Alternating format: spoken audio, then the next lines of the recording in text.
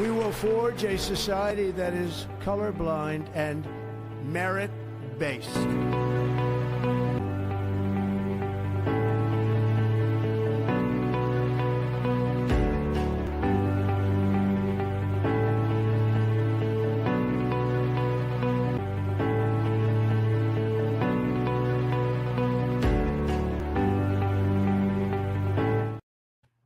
Hi, Surya. Hi, Mario. How are you guys? Good. How are you? Wonderful. So, what questions do we have today? Okay, so the first future question says, even if 6 or 7 criteria are satisfied, why might USCIS still deny an application due to insufficient demonstration of sustained acclaim? Absolutely. Now, here you have to understand that you don't get EB1A because you are fulfilling the criteria. I have been essentially saying that, always been saying, and this is like, that has been more of our signature line from the Next League program. You get EB1A because of only 3 things. Number 1 is that you are an expert. Number 2, your expertise is beneficial to the US. And number 3, you will continue in the field of endeavor. There is nothing beyond this. Now, when we talk about expertise, it's a function of essentially the knowledge that you have acquired over the years and the impact that you have created. You see, for the purpose of EB1A, you can't have a one-time, some kind of a, applause or some kind of an event, a phenomena that is a successful. It needs a consistent and sustained kind of a meritorious disposition for an individual. And that's kind of would be beneficial for the people here. Now, sustained acclaim is very important because it's a legislated part of it actually. So in fact, much more than sustained acclaim, there is also equally important is that there is a totality of evidence and final merit determination. So essentially, when we talk about expertise, when that you are an expert, you have to be at the top 1% or the 10% in your field of endeavor.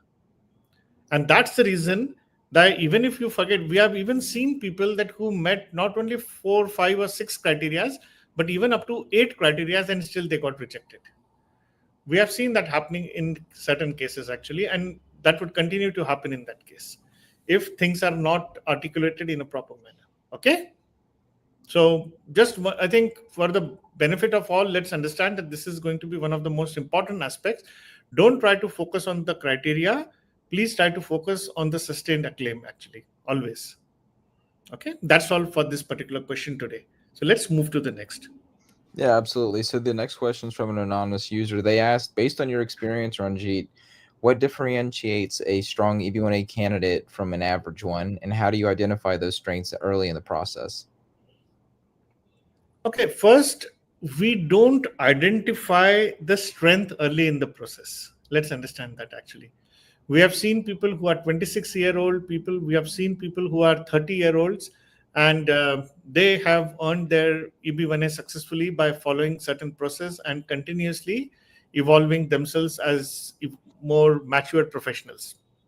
Now, there are 3 dimensions of success that we look at it from Next League program perspective. Number 1, your professional standards.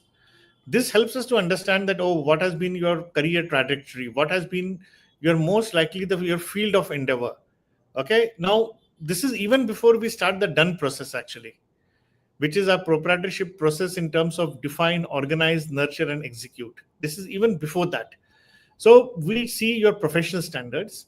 Number 2, we evaluate you based on whether you can kind of commit 10 to 15 hours per week. If you cannot do, well, it's not possible for us. And third, and the most important thing is your coachability. Are you coachable or not? So these are the 3 things we like to see. If you meet these 3 dimensions, you cross a particular threshold, we are more than happy to have you. Now, once you are in the program, remember, as you progress towards your success, there are again 3 pillars for your EB1A success. First is you have to be an expert. Now, when we talk about, what differentiates a strong EB1A candidate from an average one, number 1, an average one is never an expert in this field. Remember that.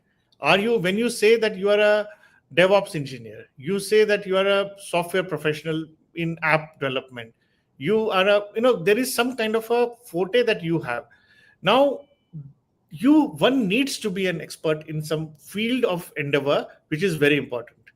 And being an expert doesn't mean that you have knowledge. I will just shortly talk about it, that what is important, but let me complete these three pillars. So the first is that you have to be an expert. Second is you need to understand EB1A. So we teach you for that actually, what is EB1A, how to navigate through the process, etc. And the third part is, how to present yourself, how to draft recommendation letters, how to draft expert opinions. We teach you that also actually. Now coming back to the first part, what I mentioned, that you need to be an expert in your field, and that's the quality of a person that gets differentiated. So I repeat what I said. First part is that before you even come into the program, your three items that we would like to evaluate is your professional standards. Number two is your your whether you can commit time, and third is whether are you coachable.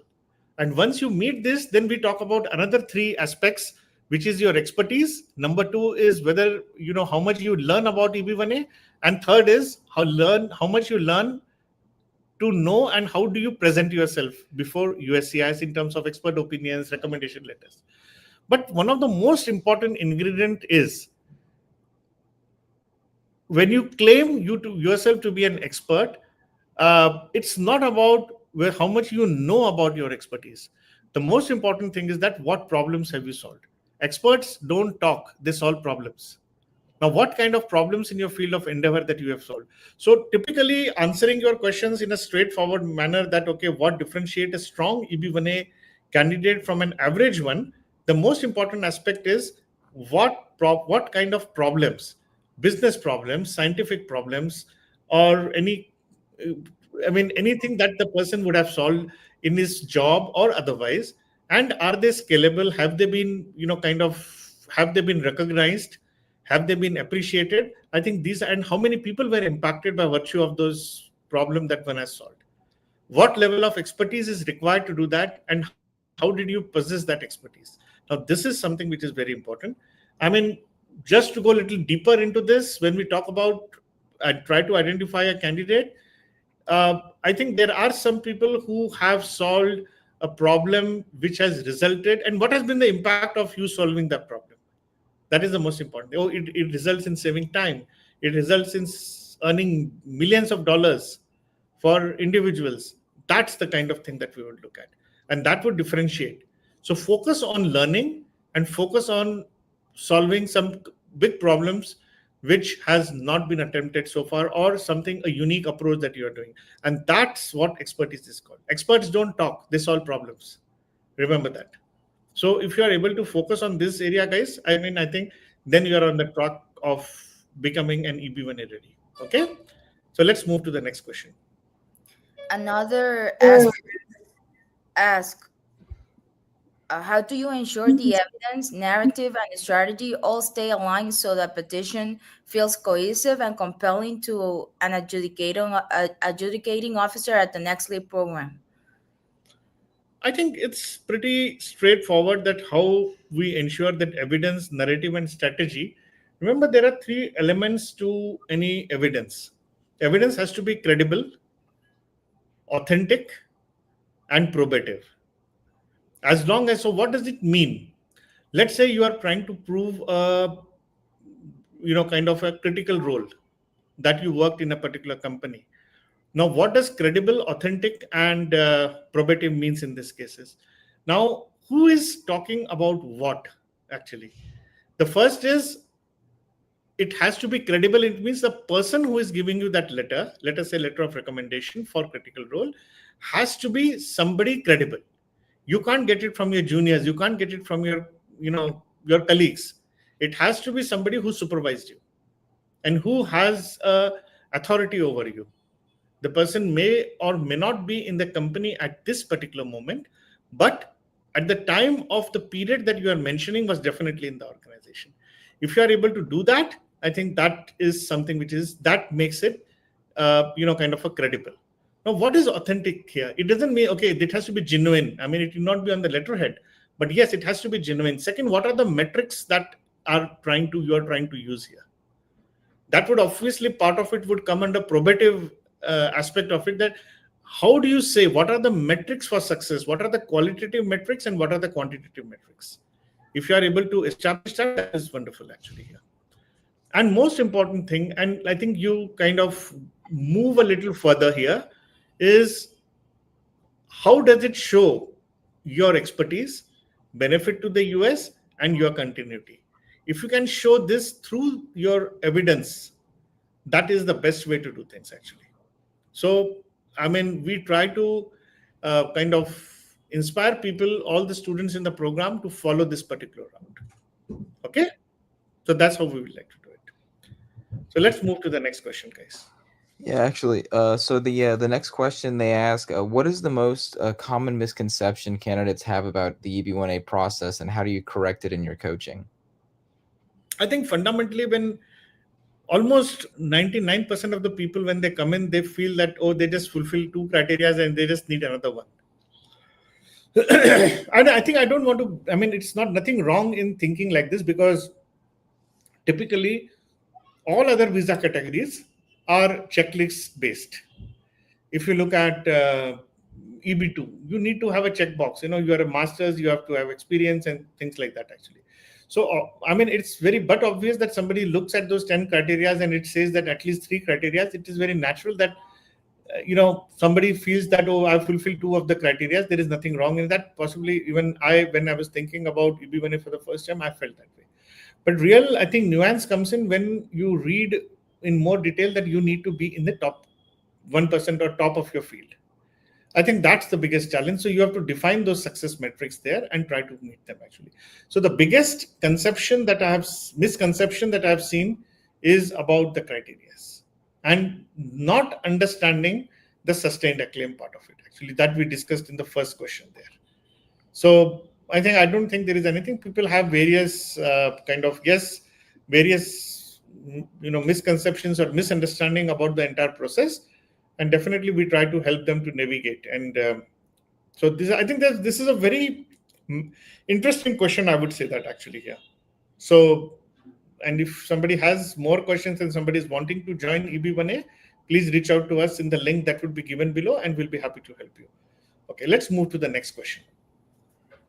Of course. Next, we have, what signals do you look for in a profile to decide whether someone should build depth in one criterion versus spread across multiple criteria? I think it's a very, very interesting question. I would just say that, but rather than just calling this a question, whether one should go into deeper, it depends on the quality of evidences. Sometimes, let's say there was one particular gentleman we had in our program. He kind of made an app for his company, one of the leading financial institutions. That app was used, for some financial app actually, and it was sold for some couple of $1 million, and with some ex-customers. It was a B2C product actually. Now that could easily go as a original contribution. But now remember one thing, the quality of evidences that the person produced were very in-depth actually. In the sense, he could produce the prototype of the app that was created. There were a chain of email communications that was prepared. Now there were a lot of aspects. There was a white paper that was prepared. Now all these aspects put together would easily make this as an original contribution. Now, if that gentleman would not have been able to get all these things but accept a simple letter, then this would have gone as a critical role only. Now here comes a question that what is the detail and what are the metrics that you are able to produce. First of all, I would never like to suggest that you go for the criteria if you cannot establish your maturity in terms of your expertise. Otherwise, don't go for that criteria. Simple.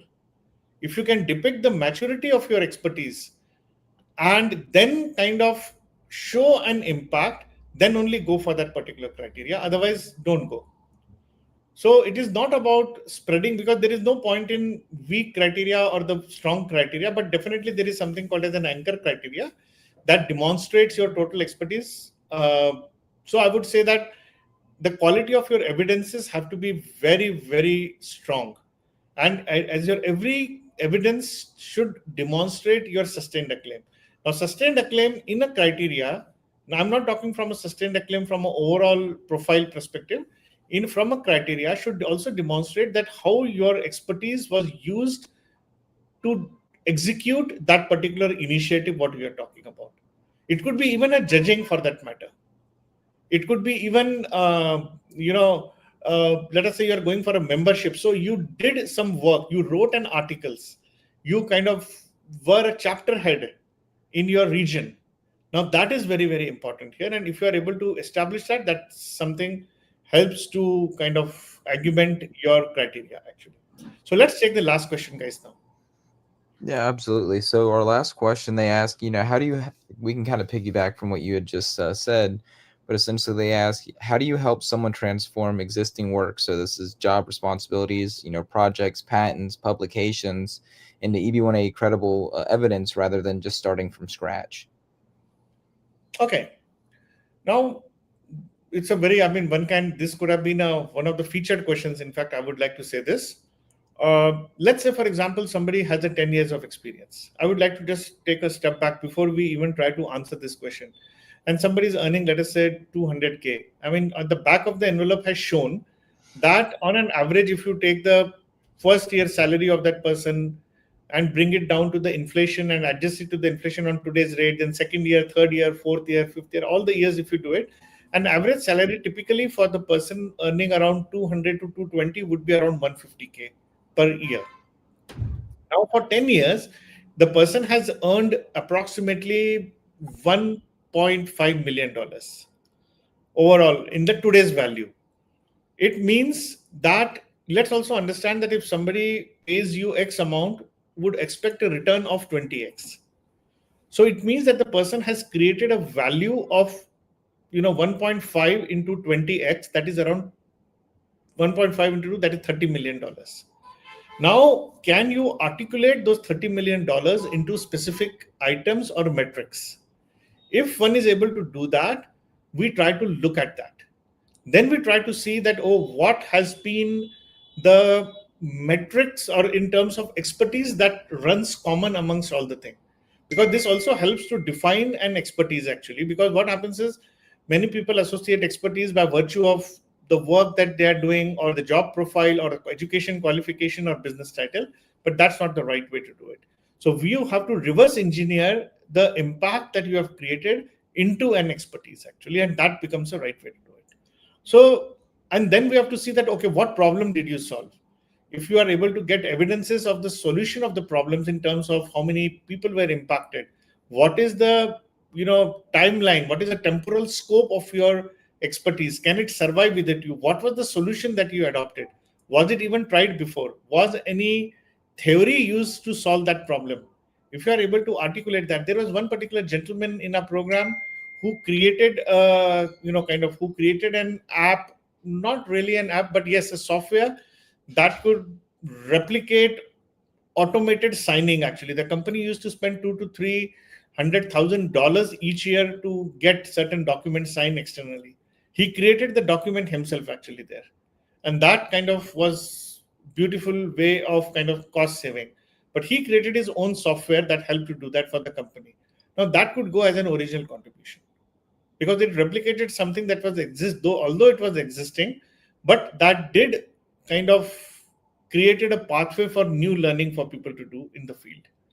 Now these are some of the things that happen. So depending on, typically what I have seen is, with my own experience, I can say after having kind of studied over 1000 cases in EB1A, meeting at least 100 achievers, now we have 50 from our own program also, I can say that person who has typically 10 years of experience, at least earning around at least 150K plus, definitely there would be some kind of an original contribution that can be checked actually, can be assessed depending on the nature of activity and the problem that person has solved. And although the salary may not be a good metric to do that, but this becomes a good tool for evaluation, at least the first point of discussion. So that's all we have today, friends. And please reach out to Syria or Mario. If there are any other questions, please join us. If anybody wants to come here on the live show, we are happy to help and wish you all the best and have a wonderful weekend. Bye-bye. Thank you for joining us today. If you have any further questions or need personalized guidance, please reach out to us. We are here to help you every step of the way in your journey towards achieving your American dream. Let's connect and make it happen together.